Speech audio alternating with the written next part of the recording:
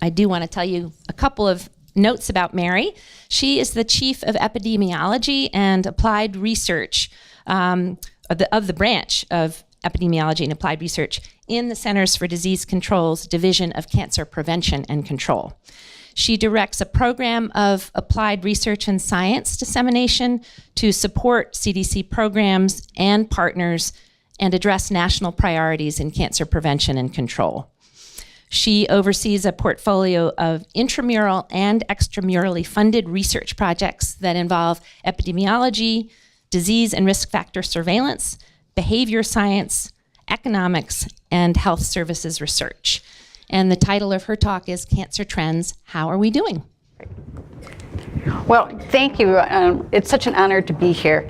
You're talking about Pittsburgh weather. I hate to tell you, in Atlanta today, there was an ice storm predicted. They've closed the schools, and all my colleagues at CDC are teleworking today. So, we share your pain. Okay, as I was thinking about this presentation, I came across an advice column of all newspapers, the Wall Street Journal, that I thought the advice offered about romantic relationships had some relevance for cancer prevention. The writer Joseph writes, "Dear Dan," and he says, "Given that most marriages end in divorce, would it be smart to think about relationships as short-term so that you're not disappointed?" And Dan replies in a way that I'm sure would make his mother proud, that no, if you think about relationships as short-term and not lasting, they probably won't, and the opposite is also true. So he advises Dan, your best approach is to think long-term. I see an analogy with cancer prevention. I hear from a lot of people, we don't really know how to prevent cancer. And isn't it smart then to invest the bulk of our resources to those things that we do know work, things like early detection and better treatment? Yes, and so today there's an opportunity to take stock, look at how we're doing, given the investment that we've made over the last several decades, particularly relatively lower investment in prevention. So a theme of this overview is yes, and. Cancer is more than one disease, and it's not easy to summarize trends in just 15 minutes. So any statistic I'm going to throw out to you, there's a yes and associated with it. But later in my presentation, I'm going to give you information on how you can access some of this data yourself and explore it further. Starting with yes, and. You've all heard that heart disease is the leading cause of death in this country, and that cancer is largely a disease of aging. Yes, and. Yes, and cancer is the leading cause of death in midlife and a leading cause of death at younger ages as well. And in fact, a statistic that rarely gets mentioned, when we're looking at premature deaths, cancer is the leading cause of premature deaths that occur before age 80. And how are we doing? Thanks to many of the clinicians in this room and the good work that has happened in the areas of early detection and treatment. In this country, the good news is that overall death rates have declined in recent years.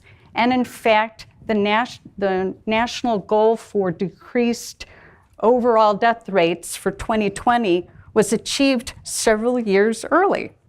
So that's good. And I'm sure you've heard in the news that we've seen this progress in reducing cancer deaths. Yes, and as is often the case, there's great geographic variation in the cancer death rates, and several areas of this country, including Pennsylvania as a state, have not yet achieved that national goal. Yes, and when I was in graduate school, most of the data on cancer related to cancer mortality, because that's where the bulk of the data was available and readily available. But these bars show The number of new cases of cancer every year, those are the second and fourth bars, greatly exceed the number of cancer deaths. What these bars are also showing is that 3 cancers dominate these overall measures. For men, it's lung, prostate, and colorectal, and for women, it's lung, breast, and colorectal. So when you're looking at overall rates, they're really driven a lot by what's happening in just those 3 common cancers. Those hash bars represent all other cancers. Yes, and so if you're looking at long-term trends in cancer incidence, your best source of data is the SEER program supported by the National Cancer Institute. Many of you are probably familiar with SEER cancer registries. Every year, a report is published called the Annual Report to the Nation, and it's looking at trends in cancer in this country. So these bullets relate to a summary that was published in 2001, but covered the first 25 years of the SEER program. And what that data showed that over that period, many of you work in breast cancer, there was a dramatic increase in the incidence of breast cancer during that period. Prostate cancer is a somewhat different story. The story of prostate cancer relates very heavily to screening practices. Polly just mentioned about lung cancer and its relationship to tobacco control. The decrease in lung cancer incidence began about a decade earlier for men than for women. And the story varies depending on these other cancer sites. In 1992, Congress decided that every state in the country should have a cancer registry. The SEER program was a network of registries, but it didn't cover every state. So starting what the map would show you is that today, every single state in this country has a cancer registry that is recording high-quality information on invasive cancers. The SEER registries, supported by NCI, collect a lot of information that researchers use. The other state cancer registries are supported by CDC through the National Program of Cancer Registries. And those programs combined now cover 100% of the US population. You might not appreciate this, but cancer is a reportable disease in every state in the country. So now when we're looking at trends, we're not relying only on a subset of SEER registries, but we can look at statistics that cover the entire country. And it took a while for the state cancer registries to improve the quality of their data collection, but now they collect information of comparable quality to the SEER registries. So we really have a resource, a treasure trove of data to look at incidence. All right, so in more recent times, we're able to look at recent trends in incidence now for the entire country. Overall, cancer incidence has decreased for men, but has remained fairly stable for women in recent years. But as I indicated, the story varies per cancer. The story of prostate cancer reflects very much the story of prostate cancer screening. There was an increase when the PSA test was first introduced. Incidence has been declining in more recent years because of changes in the use and recommendations for PSA testing. What this graph doesn't show is that, in fact, in more recent years, because of a drop in screening, there's actually been an increase in late-stage cancers. But the story of prostate cancer is very much a story of racial disparities, and the incidence rates, it's always been much higher for African American men than for white men. Breast cancer, after that period of increase, we haven't seen a decrease. So breast cancer remains relatively elevated compared to what it was many decades ago. Here, the story of breast cancer is one of disparities closing, but not in the direction that we want. Historically, breast cancer was more common in white women than in black women, but the incidence has been increasing among black women, so that now it's fairly comparable. Lung cancer, But I wanted to point out in this graph, you've heard how lung cancer incidence has declined in recent years. A lot of that's attributed to major changes in the use of tobacco products. That decrease has been, in red for men, more dramatic than for women. These are age-adjusted incidence rates, meaning that it's adjusted for any changes in the age distribution of the population. This population, as you know, as boomers continue to age and people are living longer, is an aging population. So what the bars show are the actual numbers of lung cancer cases. So even though incidence rates are going down, the counts are not. And colorectal cancer. Here is a success story related to cancer screening. A lot of the decline you see in incidence has been attributed to greater use of colonoscopy screening when precancerous polyps can be detected and removed. But every cancer tells its own story, and looking at overall rates can really mask what may be happening at different cancer sites. Melanoma, dramatic increases over the same time period. Thyroid cancer, that's been increasing for as long as I can remember, and that increase continues, more dramatically for women than in men. Kidney cancer, for example. That's just an example. To give you a feel for every cancer has its own story to tell. And if you dug more deeply, you'd see differences by race, ethnicity, geography, and so forth. This slide, the AAPC is average annual percent change. What this slide does is highlight, right, there's so many different cancers. These are the cancers for which our most recent statistics show an increase. This is not what you want to see. And the cancers are listed in rank order with the most common at the top. So quite a few cancers we've observed increases in recent years.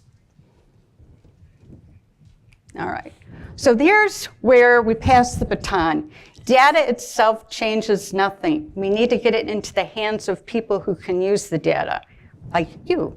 All right, and I'm really pleased that in recent years there have been great advances in terms of making this combined data source available and accessible.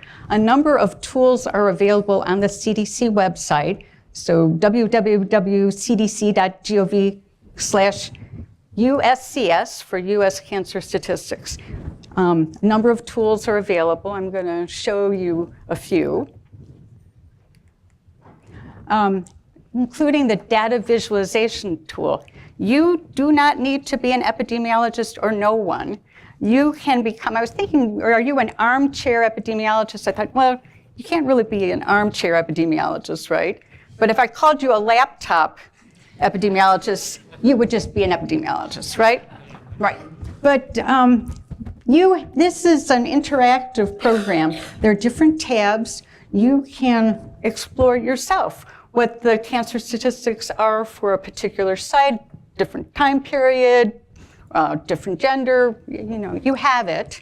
And the exciting thing about this tool is not only can you look at national trends and trends in a state, but you can also look at what's happening in your county, and most recently, they've made it available by congressional districts, which I think is real exciting. If you want to have information to share with decision makers, you can tell your story locally.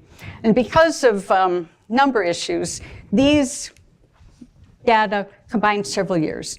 But sadly, as see, cancer is not an infectious disease. There usually isn't that much change from year to year, so those kind of comparisons work. All right. And for those who are serious researchers and want to do some real number crunching, these data sets are available to researchers. This is a relatively new phenomenon as well. You used to have special permission. Okay, so in answer to the question, how are we doing? It depends, right? So yes, we've seen great progress in terms of overall death rates, but not for all cancer types, populations, or geographic areas.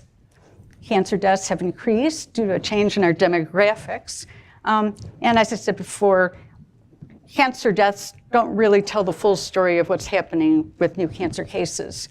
This data is now available for the entire US population, combines data from 2 federally sponsored programs, great for looking at geographic differences and subgroups of populations who may have small numbers.